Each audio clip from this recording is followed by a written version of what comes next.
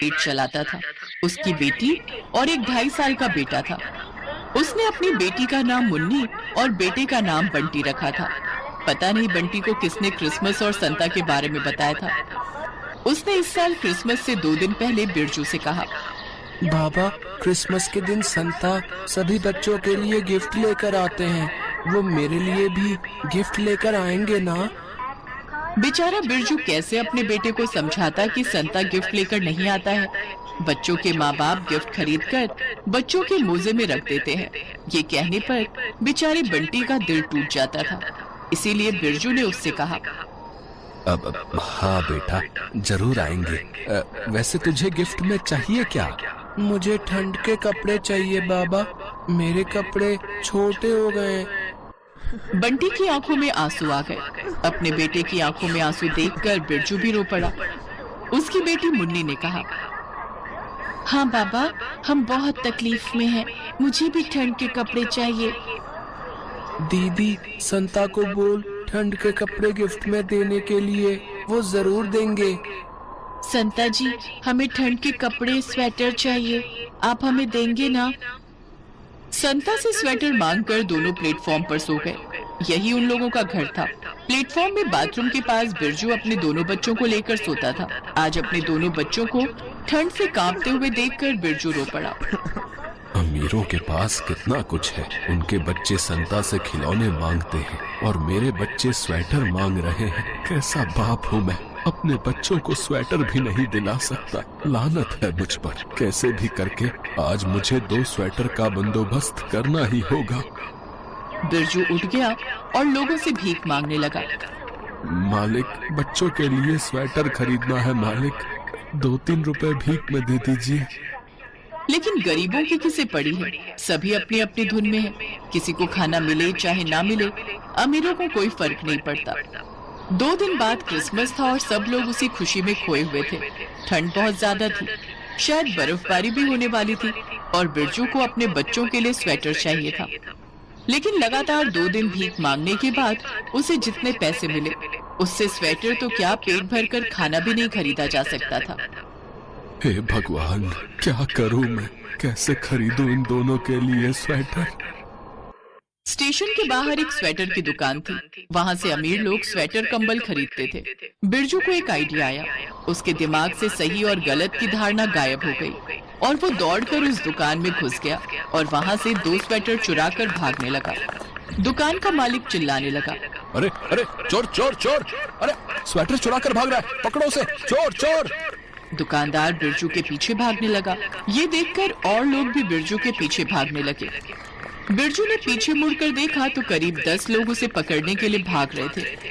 अरे बाप रे, मैं इन लोगों के हाथ लग गया तो मार मार के ये लोग मुझे मार डालेंगे। भाग बिरजू भाग! बिरजू और तेज भागने लगा और भागते हुए वो रेल की पटरी पर आ गया। लेकिन दौड़ते हुए जल्दबाजी में उसने ये नहीं देखा कि उसी पटरी पर एक हाई स्पीड ट्रेन आ रही थी। ट्रेन ने बिरजू को जोर से धक्का मारा और बिरजू बहुत दूर जाकर गिरा। उसके हाथ पैर टूट गए, उसके सर पर चोट लग गई और उसकी मौत हो गई। मुन्नी और बंटी सो रहे थे। उन्हें पता ही नहीं चला कि वो दोनों अनाथ हो गए हैं। क्रिसमस की सुबह उन लोगों की नींद खुली तो बर्फ गिर रही थी। ठंड बहुत बढ़ गई थी और दोनों को भूख भी लगी थी। दीदी, मुझे बहुत भूख लगी है। मुझे भी भूख लगी है भाई, लेकिन बाबा कहाँ हैं? बाबा शायद अभी भीख मांगने गए हैं। तो फिर वो अभी खाना लेकर आ जाएंगे। लेकिन बिरजू तो बेजान पटरी पर पड़ा हुआ था। सुबह से दोपहर हो गई लेकिन बिरजू नहीं लौटा। दोनों बच्चों की भूख 10 गुना बढ़ गई। दीदी, अभी तक बाबा क्यों नहीं आए? पता नहीं भाई, चल ढूंढते हैं। मुन्नी और बंटी बिरजू को ढूंढते निकल गए। बाबा, कहाँ हो आप? बाबा आ जाओ ना, भूख लगी है बाबा। उन दोनों ने पूरा स्टेशन छान मारा लेकिन बिरजू तो कहीं नहीं था। वो दोनों स्टेशन मास्टर के पास गए। साहब, मेरे बाबा नहीं मिल रहे हैं, आपको कुछ पता है क्या? वो कहीं गए हुए हैं क्या? बताओ ना साहब। स्टेशन मास्टर को बिरजू की मौत के बारे में पता था। उन्होंने सोचा, अब इन बच्चों को कैसे बताऊं कि उनके पिता अब इस दुनिया में नहीं रहे। स्टेशन मास्टर ने बहुत सोचकर जवाब दिया, बेटा, तुम्हारे बाबा तो अब इस दुनिया में नहीं रहे। ये सुनकर दोनों बच्चे चौंक गए। क्या? ये आप क्या कह रहे हैं साहब? ये नहीं हो सकता। तुम दोनों ने कोई बदमाशी की थी क्या? देखो बच्चों, बच्चे बदमाशी करते हैं तो माता पिता को ही सजा मिलती है। मैंने तो स्वेटर मांगा था, वो भी संता से। इसका मतलब उसी के लिए। बंटी चिल्ला चिल्ला कर रोने लगा। मुझे नहीं चाहिए स्वेटर, संता जी मुझे स्वेटर नहीं चाहिए, मुझे मेरा बाबा लौटा दो। हाँ संता, मुझे बाबा चाहिए। स्वेटर के बिना भी हम रह लेंगे, लेकिन बाबा के बिना नहीं रह पाएंगे। मुझसे गलती हो गई संता जी, स्वेटर मांगकर मैंने गलती कर दी है। मैं और कभी आपसे कुछ भी नहीं मांगूंगा। मेरी गलती की सजा मेरे पापा को मत दो संता जी। हाँ संता जी, हमसे गलती हो गई, हमें हमारे बाबा लौटा दीजिए, नहीं तो हम भी मर जाएंगे। हमारे पास और कुछ भी नहीं है, कोई भी नहीं है। हमें हमारे बाबा लौटा दीजिए, नहीं तो हम भी मर जाएंगे। संता जी, जवाब दीजिए ना संता जी, आइए ना संता जी। दोनों बच्चे प्लेटफॉर्म पर बैठकर रोते रहे। ये देखकर किसी को बुरा लगा तो किसी ने देखा तक नहीं, और किसी को खुशी होने लगी।